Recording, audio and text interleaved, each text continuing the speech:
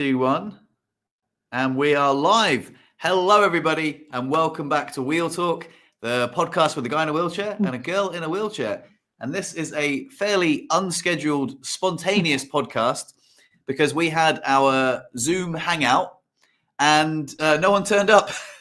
Well, we had one guy turn up, James Smith, loyal fan of Brittany's channel, and he was the only guy there. So, but yeah. Yeah, he's the ride or die on my channel. If there's anything that I do, I can, unless he's bleeding or, in the hospital, or he's always there. So you want to be grateful, mate, because everyone needs a James Smith. I had a lady, Kenzie McIntyre, used to comment on all my videos, and then all of a sudden just disappeared one day, never commented again, and I'm like, oh, I wonder where she is, So there you go. So one day, you got to be grateful, for loyal fans like James. Especially, he's not getting any younger, so. Right. I hope I hope he's commenting on my channel for a very long time. Anyway, thank you, James, for showing up. And shame on you for everybody else who didn't. Just kidding. I know that people have things to do. Let's start off with a shameless plug for the Patreon. Like I said, I've said this so many times. It's free to join. And also, if you want to hang out with us and get to know each other like a bit more casually, like a podcast format, but join in, then you could be part of this little crew and do little portrait drawings. As you can see, I drew James and Brittany, and James drew Brittany and me. And then Brittany, you can't really see that picture very well, but Brittany did some interesting drawings, and we did a left-handed round where we were drawing with our left hands, and it was just fun. It was just a really cool way. So if you guys want to join in on these, we're probably going to do them like once a month.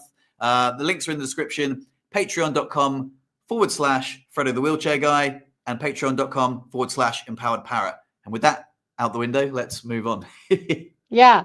We're gonna do a reflection sort of on yesterday's episode, because it was a really heavy one and Fred missed it. So he's since watched it, and we're just going to reflect on sort of some of the conversations that were had. So I have some questions for you in terms of what you thought of certain parts of the episode, but I'll let you give us your thoughts on the topic. Excellent. And what you thought of it.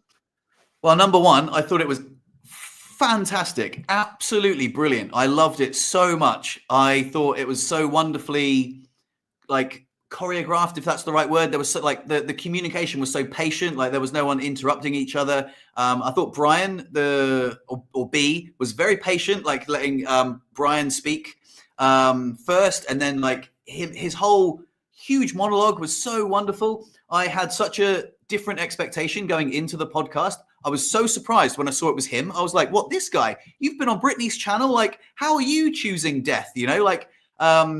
I was so blown away. I was like, and then by the end of the podcast, I was like, oh man, I was crying. I was like, when you guys were like, I was like, oh my God, I was crying. I was like, I empathized with him so much, the situation. I was like, it was so heartfelt. I was like, oh, I completely understand. And it wasn't, one of the main takeaways was, it wasn't because of his disability directly. It wasn't like disability sucks. It's like, I've lived such a great life. I don't want to wither away in pain. Like, I just want to go out on my own terms, and people should respect that decision. And by the end of it, I was like, well, yeah, absolutely, man. It was so good, man. And I just wanted to come on here, and like I say, it wasn't really planned. We were doing the Zoom thing, and I just thought, yeah, let's just hop on a live stream. Why not? And just real time react to it. I thought it was fantastic. And if Brian, you're watching, buddy, my heart goes out to you, man. Like, it was so, man, it was beautiful. Just for if we're actually going to put this on Spotify, for the people who haven't watched the actual episode, the previous one, go watch it. It was on the Canadian Compassionate Death Program, essentially. And a friend of mine came on to talk about his choice to use the program to end his life sometime in the future. It was just a great conversation about the merits of the track 2 portion of the program, which is for people that don't have terminal illnesses and instead are just suffering in pain and want to end their life. So yeah, it was a really interesting conversation. I wanted to ask you about, oh my God, I had the question right on the tip of my tongue and now it's gone. There's Take your time. there was like I had like a question about what I wanted to ask you about. Oh, okay, sorry, now it's back.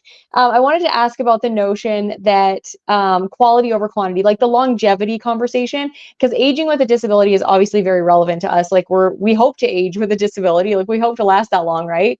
But aging with pain and how to prevent that kind of got me thinking yesterday. And so I'm like, is there a way to do both? Like, do you have to sacrifice doing sports and like all the things, or is there a way to like improve shoulder health, have a shoulder hygiene routine, build muscle around your shoulder capsules? Because the conversations I've had with physios is basically it says like you have to start early when your shoulder health is good. When you're younger, you have to build muscle to maintain, like to get muscle around your shoulder capsule to protect the joint capsule, and then you have to maintain that muscle strength and not lose any of that muscle as you age, so that it maintains the strength around the joint capsule and doesn't put pressure on the tendons. Not that I'm saying like anybody whose shoulders are shot has done anything wrong, but maybe there's lessons we can learn from these kinds of conversations where people have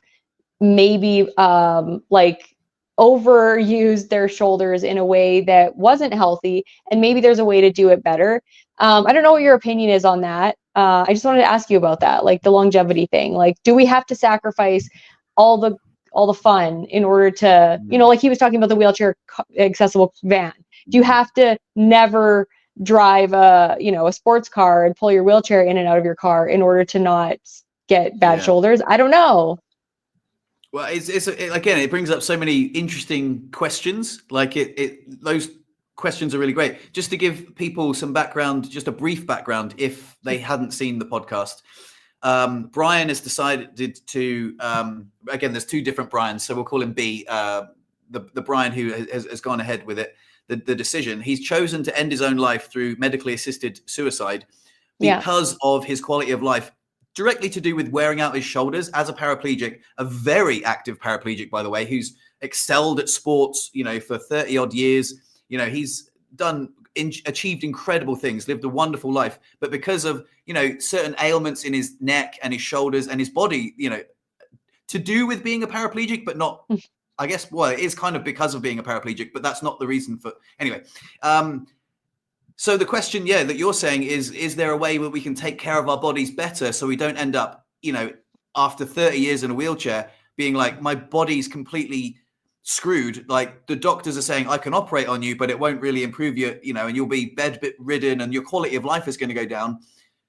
And coming to such a difficult decision of like, well, I don't want that. I've lived a great life, like let's go out on my own terms. So to react to that, I think Eric Kondo would be a really, really great person to speak to about it. If for those of you guys that don't know, I did a podcast with him. He is 60 years old. He's been in a wheelchair for 40 years. He is bouncing around. He did 6 marathons in 6 days in 6 different wheelchairs that he built himself. He's an absolute, if you're looking for a role model, if you're a paraplegic, Eric Kondo is your guy. And he has immense shoulder strength, but he's not like stocky or anything. He's just fit and old and just, So he would be a great person to ask. I know he has a shoulder routine. I don't know what it is, so I don't have a direct answer to that question, but I'm sure there is an answer to that question.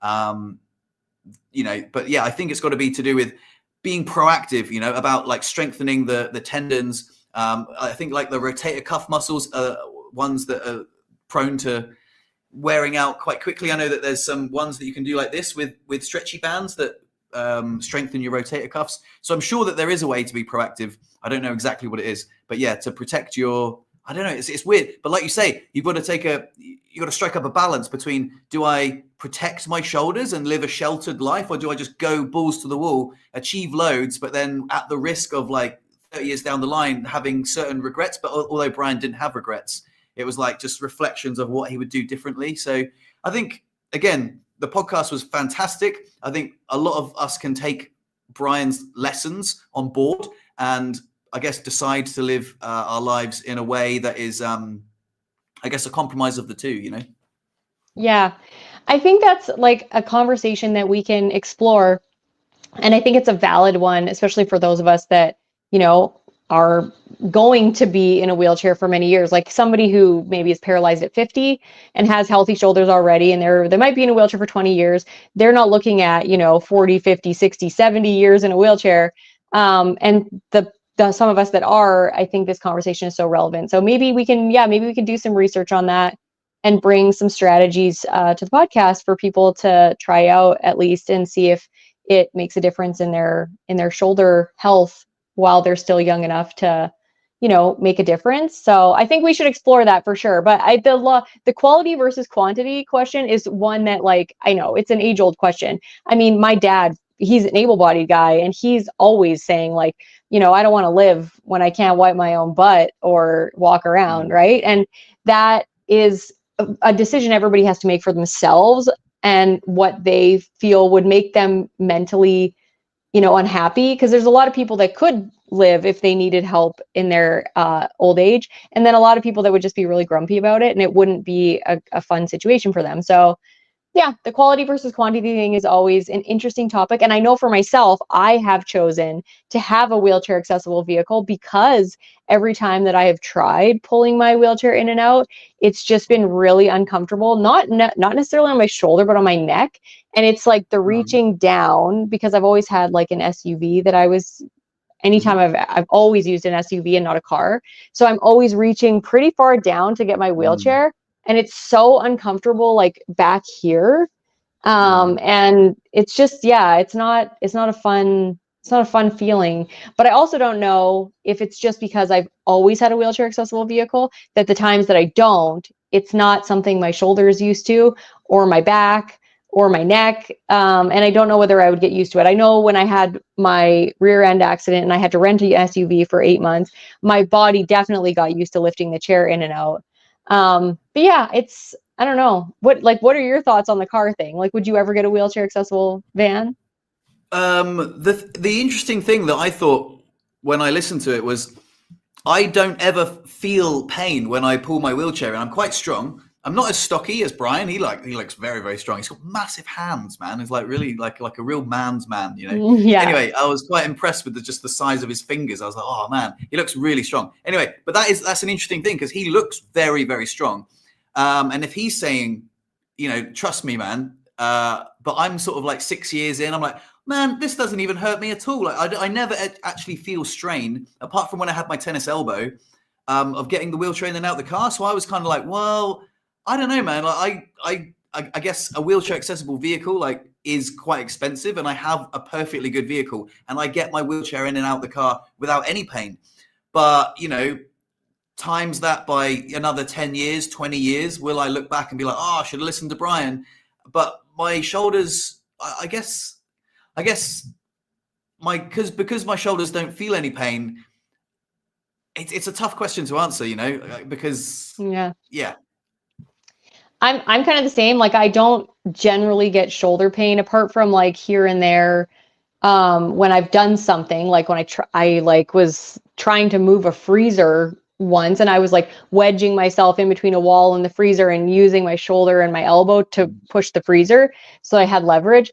That made my shoulder hurt the next day. But apart from like exercising over like doing it a few times, my shoulders don't typically hurt. It's always my tennis elbow, like, which I have brutally right now. Like, it's so bad. Yeah. I was thinking about getting like injections, like steroid injections in it for the first time. So I get tendonitis quite bad, but it's always when my muscles are weak and I am like letting the tendons take the brunt of the force. But yeah, it's never my shoulders either. So I don't really like know which parts of the setup that I have for my vehicle or my house are doing me like disservice later, like over time. So yeah, I don't know. Because when he was talking about like get your house set up, like I don't have grab bars anywhere. I don't have any of that stuff. My bed is super high. And I just am like, I just transfer into the shower. My shower transfers really far because I have a big lip into my shower. And so I have to transfer onto my chair that's in there, and my chair's on the outside of the shower. So I just don't know if all of those things are doing me a disservice later on, but I don't feel pain in my shoulders. I feel pain in my neck and I feel pain in my elbows. So I don't know. Yeah, it's interesting. I had really bad tennis elbow I did a couple of videos where you could see me like like suffering with it quite a lot, getting the bike in and out the car. And again, that's another interesting observation. Like I never get shoulder pain getting like my wheelchair and my hand bike in and out the car. But I do when I had tennis elbow, I was really struggling with it. So I guess you got to take care of your elbows as well. But what actually really helped me was I stopped going to the gym for a while and I just let it heal. I let it rest, and now it feels very strong. So yeah, and I know how I did it now. I remember I was getting the heavy weights. I was probably not going too heavy, but like when you lift the weights from a position, like they don't feel that heavy. But when you yank the weight from the rack to your wheelchair, I was like, oh, that is how I damaged my tennis elbow for sure. That movement there was because it's like what 17.5 kilos, and you're like pulling it like this, and then you're getting it. So yeah, I'm probably gonna either just lift lower weights for like higher reps, or just use a spotter. You know, get Chris to help me get the weights out the rack. You know, but just be more mindful of that movement. But when you were talking about the shoulders, when Brian was talking about all the stuff that he'd done, you know, played wheelchair basketball, and then he did like sledge hockey, and then he did all this stuff. I was like, that's probably how he damaged your shoulders, man. Like he's very like when it comes to active paraplegics, he's probably in the top 2%. You know, like extremely active. And I do get that, like if your shoulders are already compromised, like getting your wheelchair in and out the car is probably gonna be a ball ache. But I think because I'm fairly active, but I'm not as active as that. I think I'm all right. Like I sort of know my own body. I think I'm all right getting the wheelchair in and out the car. But I guess I hope I don't come to regret, you know, that decision. Like of just continuing doing that. It's very hard to know because you can't really tell what's happening inside of your body unless you have pain. And sometimes the pain is it doesn't actually hurt until something's really wrong, right? And so I think it's one of those things that we just have to kind of learn for ourselves and go off of our symptoms and the way our body feels. But we're never going to know till we get to that age. And I think having people that have gone through, you know, however many years in their wheelchair, and have the advice, it's there to help us. And then we take from it what works for us, right? Because obviously there's people that just have really bad shoulders. And I like Brian, like he has told me about the bobsledding thing, like crashing, how hard he's crashed at like 100 and however many kilometers an hour down an icy slope. Might have damaged your shoulders a slight bit when you did that. You know what I mean? Yeah. So yeah, there's definitely things that didn't help his shoulders over the life of his, you know, wheelchair journey. But yeah, I appreciate all the advice because it's so hard to know what to do. And so I've made decisions to not do crazy stuff. And along the way, doctors have told me certain things too, or mostly it was physios, doctors here and there, but physios about my like how to use my body better. And a physio told me, like, with my stature, it's not a good idea to lift more than 8 pounds above my head ever, like in terms of my shoulder health. So I'm like, oh, so now I really don't lift more than 8 pounds above my head when I'm doing like a shoulder press or anything. I just do more reps. I wanted to talk about the tennis elbow too, because it's really bad. And I did stop all of my exercises, which sucks because my back really likes exercises because my back is strong and my shoulders are strong. So they're like, okay, this is irritating. They're tightening up and getting irritated while this is healing. And I researched a bunch of stuff, and I found a Reddit thread about how to basically have like forearm hygiene to prevent tennis elbow, because tennis elbow is always when the forearm muscles are weak and the tendon is taking the brunt of the force, and then it's pulling on the bone that it's attached to. And so part of it is trying those braces that somebody else suggested when we were talking about it in an earlier podcast. I've tried it, but it actually like makes my pain a lot worse. And the physio said those are hit and miss. Some people it makes it worse, some people it makes it better. So the brace didn't work for me, but I found in this Reddit thread with tennis players, it's basically like a few forearm exercises with a light weight where you're just lifting the weight up and down like this. And then there's something called a gyroscope, which is the coolest thing ever. And I ordered one off of Amazon. Do you know what it is? No, I don't actually. Okay, so it's just it's like a ball within a ball. And when you like this one that I have, like you get it going with a string, and then you turn your wrist one way, but the ball just through like centrifugal force is turning the other way. And so when you do that, it's such a good workout for your forearm. Like, oh my God, I had to stop doing it because it was actually making my tendonitis worse for a bit. But now that my tendonitis is kind of settling down, I'm going to do it again. And you only do it for like a couple of minutes, but it's like so good. So yeah, I'm going to try that. I'm actually going to do a video about it, like testing it out, just to see if it actually works over time. But yeah, I just thought I'd mention that because if anybody else is dealing with chronic pain, especially tennis elbow, I've had it multiple times over the 25 years that I've been in a wheelchair. Oh, really? And it's always when I let go of my forearm hygiene and strengthening exercises. So don't forget your forearms. Like, it's hard to actually just like isolate your forearm muscles unless you're doing like little weights like this up and down. So you got to do that. Obviously you can do it with like some bands and stuff when you're pulling from the wall or whatever, but yeah. Definitely keep the strength. So I used the strap. I think Sonia was the lady that commented, and I got one. I didn't really. I use it. I still use it at the gym because if it's any sort of preventative measure, even 1% is worth wearing it. And also, I paid for it because I'm like stubborn. I'm like, hey, like I bought this, so I'm gonna bloody use it. But I don't think it. I really don't think it makes much difference. But yeah, I think just resting for me, just resting it like helped loads. And luckily it just healed quite quickly. But yeah, the tennis elbow sucks. But going back to Brian, because when I used the word stubborn, I remember thinking when I listened to, I find him so admirable. I really hope he gets to see this. A really admirable guy. Like when he's like he's like the sort of guy like my disability isn't going to stop me doing from anything. Like when he was talking about pulling himself up in like big vehicles and never using like a wheelchair like hoist or anything like that, loading up the basketball wheelchairs in a truck and driving them and just like getting stuff done and then working like 12 hours a day. And he just seems like a real sort of man's man. And I feel like it's tragic that he's kind of paying the consequence or paying the price for those decisions, where I think that is such a wonderful thing. Like I don't like ever my disability holding me back. And I think that is such a wonderful thing to be like, yeah, I can do anything. I want to be like Brian. But then tragically seeing Brian like, yeah, those decisions have impacted me negatively long term and also forced him into this very brave and uncomfortable decision. And it's just such a juxtaposition of emotions. Like, wouldn't it be wonderful to be like Brian? But then like, I don't want to, pay the price that Brian's paid. But then also the lessons that he's passing on. It was beautiful. It was honestly, I know I've said it before, but it was beautiful conversation. I was weeping away and it was just bloody fantastic. So Brian, if you are watching, man, thank you so much for sharing your story.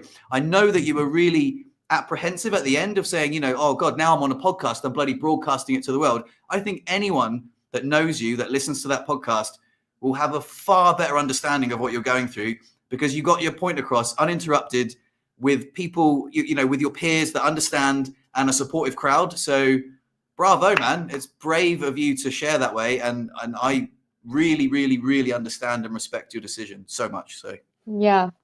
And the thing that's so amazing about Brian and just the person that he is an individual that, like, if you're with him, you're the most important thing right at that moment.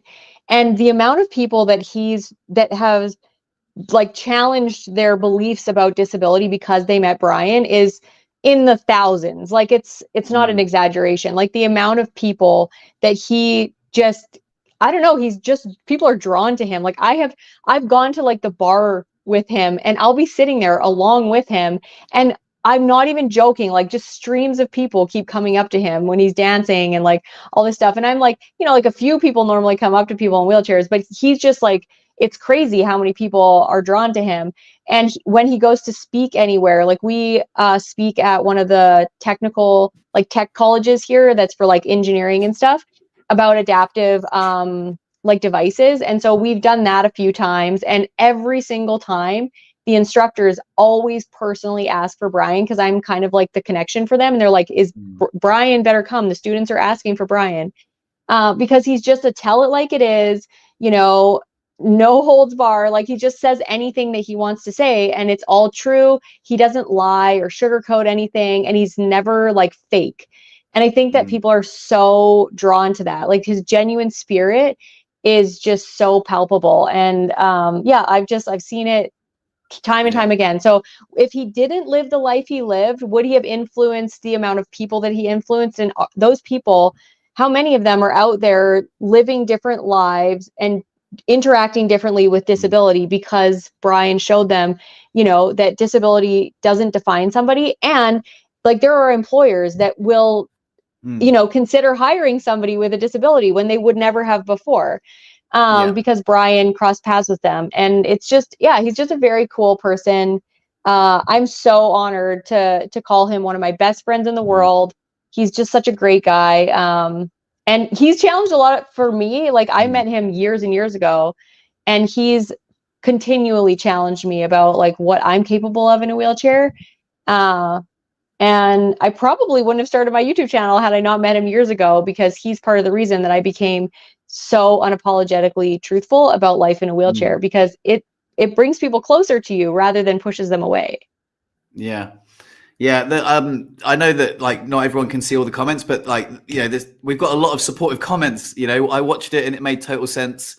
And I completely, like I say, I really agree. I think he's like left quite a legacy behind him, and it's great. You know what I mean? I think it's really powerful. I think like I came into the podcast with such different expectations and preconceptions and like almost scorn, like, oh, what, this guy, like, and then at the end I was just like, oh, you know, it was just, I feel like it's such a celebration. Like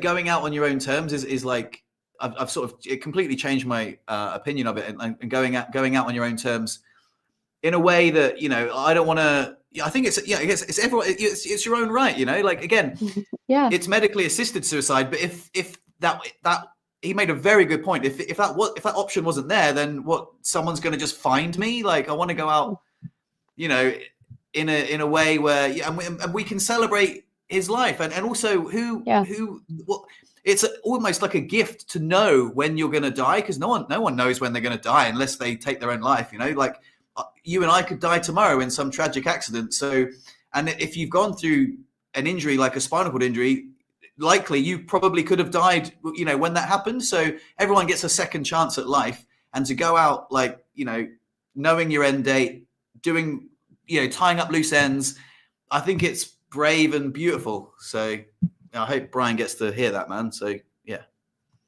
he's very cool person. And yeah, just one that was like, he'll always do what he wants to do no matter what. And so it's a better way. It's like he said, it's better. And I think more hope. Like, I think he's gotten more hope to live longer, because he knows that he has the choice to end his life. The pain, like the thought of pain for another 40 years potentially, like if he lives to 80 something, the thought of that is overwhelmingly, like, it's just overwhelming. And if you think the pain, you know, doesn't have to last for 40 years, then I can last another day. I can last another, you know, 6 months or whatever. I think that like somehow has given him more hope and more ability to hang on through the pain, because he knows that at any time it gets to be too much, he has the option in a safe and dignified way to, you know, not traumatize his family or do anything crazy. Because there's a MAID is, you know, not a great thing when you say like, this is how somebody chose to die, that there's still a lot of stigma around it, but it's less I don't know, like bad, I guess, in society than saying somebody committed suicide, because that's still pretty, people are always like, oh, or they think it's selfish or whatever, you know. Yeah I'm so glad that he got to record that podcast before whenever he chooses to do it, because it was beautiful. I'm sort of, I don't know, I challenge anyone to watch that and like not shed a tear. I thought it was just amazing, you know.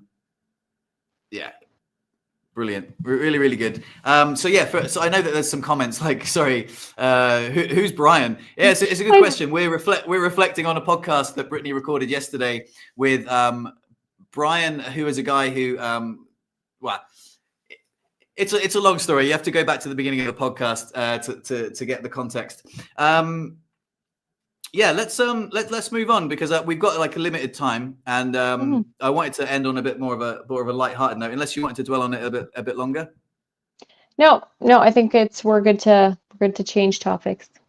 Okay, good. I wanted to address the thumbnail. If anyone had noticed, that is not me and Brittany, but it's ChatGPT's AI rendering of Brittany and I, and I think it's a new thing that's been introduced to ChatGPT recently, and it can make images.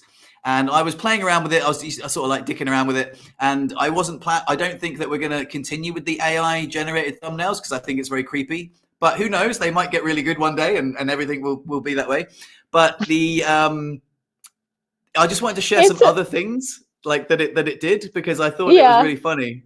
So I uploaded a picture of the thumbnail, a thumbnail that you guys have probably seen if you've seen the podcast before. And I asked it to do different things. Like, for example, I asked it to make one that was overly enthusiastic, like a YouTube thumbnail, like sort of Mr. Beast style. And it made this one, which I thought was really funny. Because it doesn't really look that much like me or Brittany, but it's very funny. Yeah, and and it kind of nailed the logo as well. So I don't know what you guys think about that, but it's quite cool. I also got it to make us as superheroes, and the prompt was superheroes with like a stern face that like look like their adversaries, and it made this one, which I thought was really cool. Again, doesn't really look that much like you or I, but I think it's very clever that it's done it. There were some other ones as well. Oh, this is the one, by the way, that if you've just clicked on the video, this is the thumbnail that we're talking about. Yeah. Yeah. You look spot on in this one. Like, it's pretty close. Very close. I'm not very close in any of them, but you're pretty close. Yeah, that is remarkably good for me, but for you, it looks like someone else. But and there was another one which was like in ancient Rome. The prompt was like time travelers. Again, not great, but still really impressive. The fact that it knocked that up in like 5 minutes. And then this was Brittany's personal favorite one. I love that one. Yeah, it's cute. It's lovely. I love the cartoon renderings of us. I think it's really cute. So yeah. So you know that you asked me to make a cartoon of us both. Well, I feel like it was nice that I made the effort, but like now ChatGPT can you just I mean, that's really bloody good, isn't it? Like really good. It's really good. That one's the best one because it doesn't have to look exactly like you to be a cartoon. It just has to look kind of like you. It's like an avatar, right? Yeah. And so I think that one's the best one. I think that if it were me, I would like keep that as the little like thumbnail logo thing for Wheel Talk. Yeah. I think when it comes to thumbnails, I think our actual faces get more engagement, rather than the cartoons. But like probably. I thought that was amazing. Just quickly while we're on the subject of AI, I wanted to share some other ones with you real quick. They were so impressive. I printed them out and got framed. I got a picture. I did though. A picture of Benji and his girlfriend turned into a movie poster, and it says "Hold my drink." That one is they're both spot on. Yeah. Like they look exactly like themselves. Wild. I got them to do Chris and I, and the prompt was like Aladdin, and it said it made carpet DM, and that one is really good too. Chris looks more looks more like herself than you do, I think, but it's so cute. It's such a cute one. It is so cute. Tagline, why walk when you can fly? Because it knows that I'm in a wheelchair. Yeah. So like it's so clever. And this was my personal favorite one.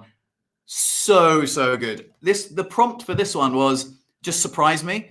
And brilliant. Look at this. Honey of the Dead. I It's mean, good. honestly, that's just absolutely phenomenal. I absolutely love that one. There were a few more. There was this one, which was like really cool. So it was like, Oh, I like that one. yeah. Do you know what I really like about this one? There's a real subtlety to it, but like if you look really closely, I'm in a wheelchair. Really? Yeah. Oh Like yeah. I yeah, see the the wheel is here wheel. and I'm sat down and right, so get this right. I uploaded headshots of Chris and I. ChatGPT knows that I'm in a wheelchair, but it's never seen me in a wheelchair. But it remembered that I was in a wheelchair and put me in a wheelchair. And I was like, that's so clever. I was blown That's away. creepy. This That's one was really cute as well. Recipe for Love. yeah, I like that one. It's like really weird. It kind of looks like actors are playing us. Like it looks a lot like me, but like not that Yeah. much like me as Chris, I well. think Chris is closer in those ones. Like they did Chris better. Yeah. And then there's this one, which doesn't really look like either of us, but it's quite funny. It's just like the cosmic key. Oh yeah. That one they didn't get right, but it's cute. But still, I just wanted to bring it up. Like, how good is AI getting? Honestly, it was absolutely blew my mind. So yeah, I mean, you can react to that if you want, but like, crazy. I think they're so cool. I did one of me and Joe and I sent it to you. And it got it pretty close, but I didn't have any time to like do the prompts that you sent me because I was just at my parents and I am trying my best. I did so good at my parents. I had my phone like in the room that I was sleeping in for like the entire weekend. And my sister got a bunch of pictures and stuff like that, but then I had this like when she posted the pictures, I felt like this like, oh my God, I didn't get any pictures, but also like I wasn't on my phone at all. Good. And it was like so nice. Like I read some of my book when I was bored. I went quadding. I was like chatting with my mom and I was playing with my nieces and nephews. And like it was just so good to not be on my phone. But I have like this huge guilt about not posting on social media to draw people to like my YouTube channel. And I'm so like I struggle with that so much. But I feel so much better personally when I'm not on any kind of internet. Like I just, and I'm so like sometimes I go in like a spurt where I'll answer every comment that I can see on my like feed on YouTube, and then sometimes I just don't have the energy to answer like anything. Yeah. So I'm just like I don't know what it is about me, but sometimes I just don't have the desire for digital anything. So It's not a bad thing. It's not a bad thing. I like I said, I deleted Instagram off my phone. Feel so much better for it. I rarely post anything on Facebook, like updates. I shared our last podcast because I thought it was yeah, really good. But like, I rarely even post our podcasts. The only like platform I do upload to is YouTube and Patreon. And it's weird because like, I know that to get more engagement, you're supposed to use social media, but I don't like those other platforms. I don't know what it is. neither. And I'm sure you can agree. Like, I don't know. It just feels a bit, I don't know. Yeah. Like even sometimes it's weird that I record a podcast. I'm really proud of it. And yet I'm too not embarrassed, but it just feels cringy sharing it on the other platform. I don't know what it is. And also I say that. And then sometimes Facebook will just either hide it, like, because or like no one likes it, but like 3 people will like it, and I'm like, well, I think either Facebook's hiding that or it's just wildly unpopular. So then it discourages me from sharing it because Facebook used to be a platform where you could share, and that's how people would. Oh, I saw you shared your podcast on Facebook. I listened to it. That's great. And then no, I don't know. Do you understand what I mean? I totally understand what you mean. I just don't have I don't look at like analytics almost ever, even on YouTube, which is so bad.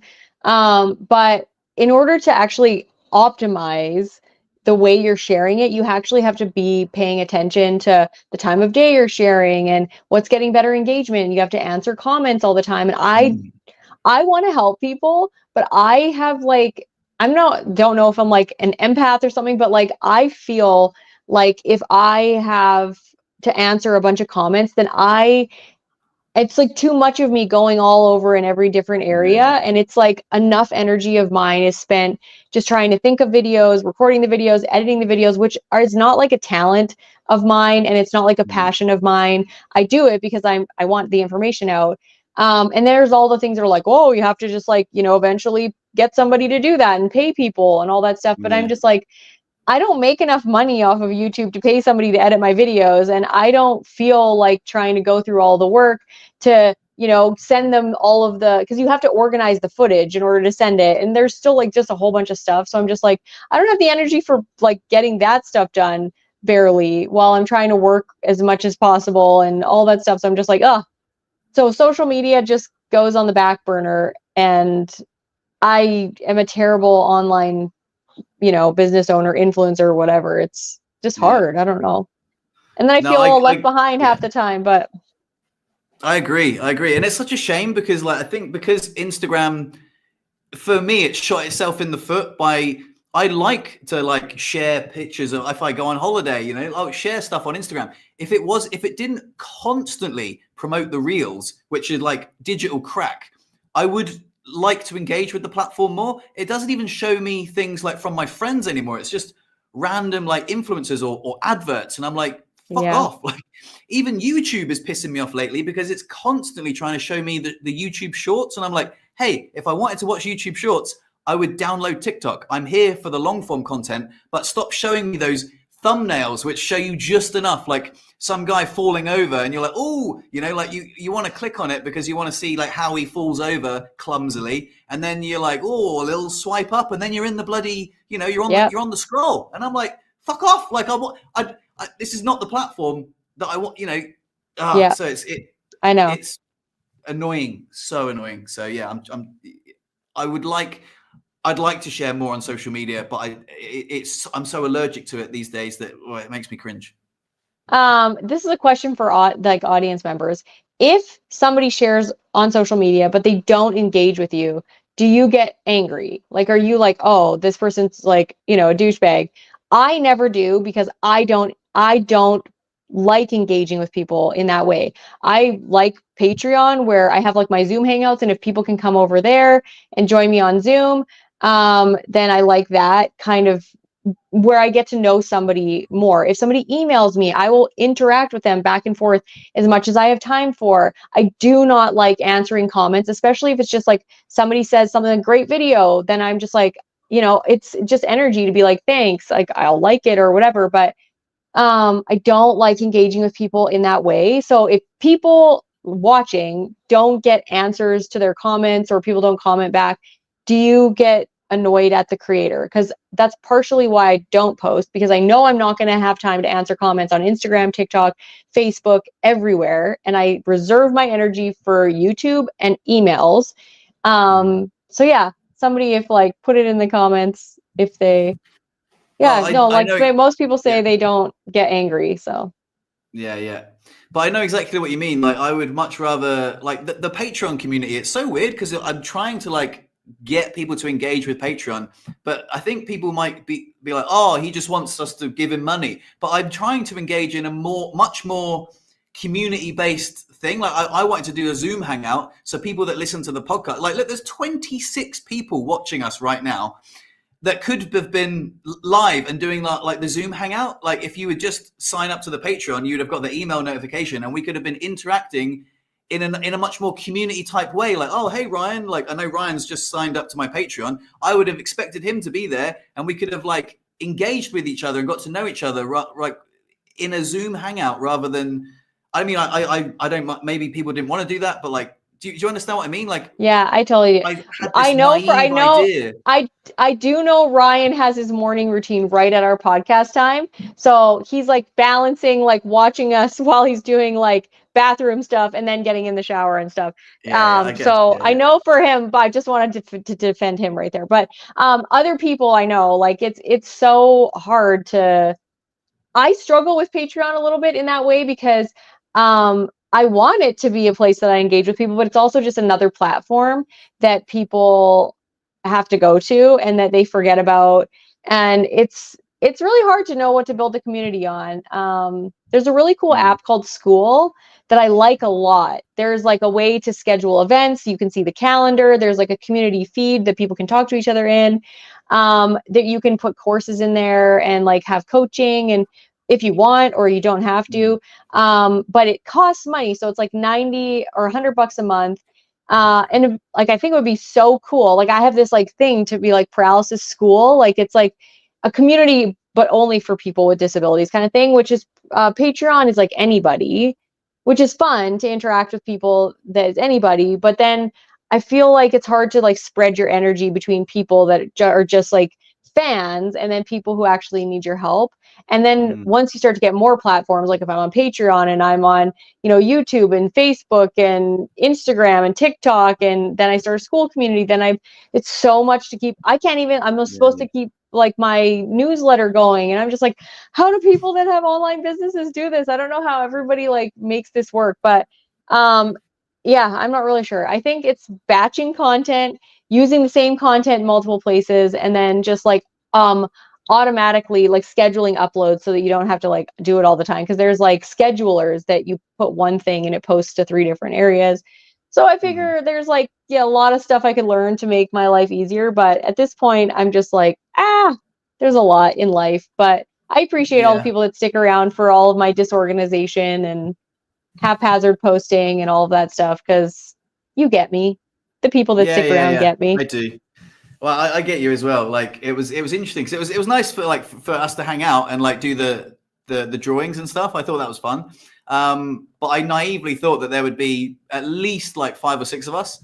And then it was just James. I was like, well, if James is watching, I wasn't like, I was like, at least someone turned up. But I thought that there would be like, and then when I see the comments, I'd be like, oh, look, there's Charles and there's Marco and there's, Ryan. And I would like have more of a connection with them because we would hung out like once a month, So, I don't know. I still hold on that. I think that hopefully that we will get more engagement over there. Like I say, it was fun. If that's what you guys want to do and get to know us more intimately, like I think that's a great platform to do it. But yeah, we'll see. I think maybe I've been struggling with the Patreon thing because I'm going, maybe fans aren't as engaged with our content as people in wheelchairs who actually need our help. So if there was a place where people who actually like were like, hey, I want to ask you this question about life in a wheelchair, about how to make my life easier,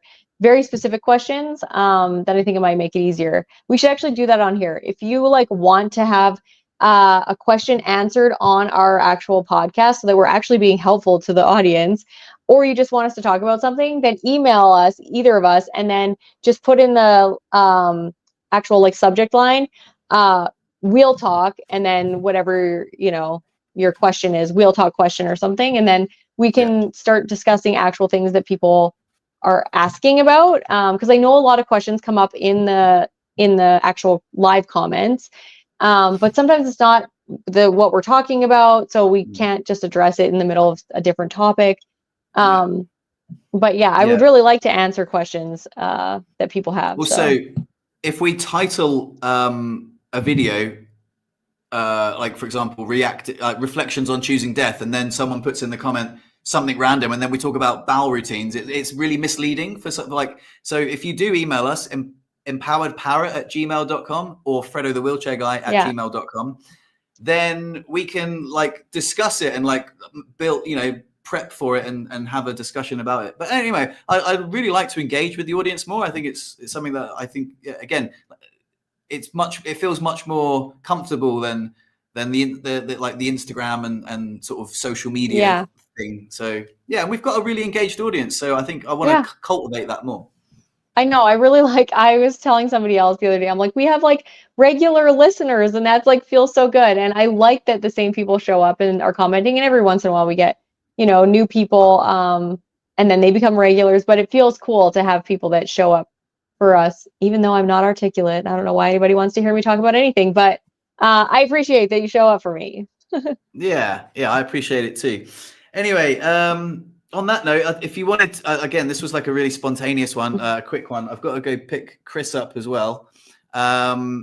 So yeah, is there anything else you want to chat about? Because otherwise we can call it. I don't mind. Yeah. There's no mad rush, but No, I think we're good. I actually have a lot of crap to do today that I hope I'm gonna get done. I'm gonna write a list and try and like slam through it and see if I can do that. So I'm happy to sign off and go get my stuff done. Epic. One quick last thing was last night was my staff work do, and so it was really fun. And then today was Chris's like work do. So I had two parties that I went to last night and today. Like there was a barbecue down at the lake. You see, I caught the sun quite a lot. And I did magic. And I know that you guys that watch regularly like know that I do magic and stuff. But I actually got to perform magic for multiple different people, and everyone was blown away. They were like, "Oh my god, dude, that was so sick!" Like, and I think it's really weird when you first try to do a trick and then you do one, and then like people expect it to be like quite lame, and then it's really good, and they're like, "Oh, dude, show me another one." And then it filled me right up. Like people were calling me the magician, and what was really cool was when I went to Chris's little work do, they were like, "Oh, the magician's here. Show us a trick," straight away. I was like, "Oh, I'm in." I don't even have to like awkwardly, get a pack of cards out. They're just like, "Show me." And I was just like, I did some like mentalism stuff, and Gino, like one of her friends, she was like, "Fuck, that's so cool. How did you know what I was thinking?" And it was brilliant. It filled me right up. It was so good. That's awesome. Way to go and impress your girlfriend's colleagues. That's cool. Yeah. That probably made Chris feel pretty good too. Yeah. It was actually it was really, really nice. And I think like sometimes it's not like maybe it's overcompensating, but like if you turn up somewhere and you're like, "Oh, my boyfriend's in a wheelchair," you might think, "Oh, your boyfriend's in a wheelchair? Like, could you not get an able-bodied boyfriend?" I know that sounds lame, and that's probably coming 100% from a level of insecurity. But when I turn up and I'm like, charming and magic, they're like, "Oh, I can see why you with the wheelchair guy. He's fucking awesome." Totally. It's always fun when people meet people for the first time. If Joe's worked with some people for years and he doesn't like mention that I'm in a wheelchair, and then I like come to his work and I remember one guy being like, "Your wife's in a wheelchair?"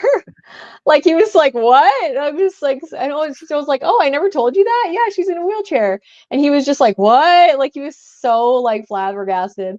He was probably thinking the same thing. Like you couldn't get an able-bodied woman or what? But yeah, no, it's really funny. I don't think people think that. That's like an insecure thought that goes through my head, and I don't think anyone ever thinks that. No, I don't think so either. Most of the time, people are like, "Oh, like that's awesome." Most of the time, they think Joe's amazing. They're like, "Oh, you're such an amazing guy for being with the girl in a wheelchair." And then they meet me, and then they're like, "Oh yeah, she's a good one." Yeah. It wasn't like it wasn't a pity vote, man. She's sick. Yeah, she's fucking awesome, So yeah, totally. Yeah, it's cool. I just want to quickly address this comment before we go. Hi, Britt and Fred, new chair user here who really appreciates your channel, which really helped me progress my wheelchair skills. So thanks to you both. Well, thank you for mentioning that. That's really nice. It's nice to be. That's nice to hear. I also had really great comment. "Oh yeah, you are my role model, Fred." And I was like, "Oh," that was when I was talking about Eric Kondo. Cheers, Marco. Also, nice shirt. Yeah, cheers, pal. I got loads of compliments on this recently. It is a nice shirt. That's your color. I have a color, and whenever I wear my it's like a flannel shirt, but it's red and white, and red like makes my skin tone come out. I get so many compliments, and it's just like some random shirt that I got from like Goodwill, like a secondhand store that's not even a nice shirt, but people are like, "Oh, you look so great today," and I'm like, "Nothing different, just I'm wearing my color." So that's your color. Nice. Makes your face look great. Skin tone. Yeah, I like it. Right. Anyway, thank you guys for tuning in. I really appreciate all the lovely comments, all the lovely stuff. Go and sign up to Patreon if you want to go, and if you want to like get to know us more intimately and cultivate that community that we were talking about. It is completely free to join, and hopefully see you over there. Okay. Till next time, guys. See you later. See you guys. Bye. Bye.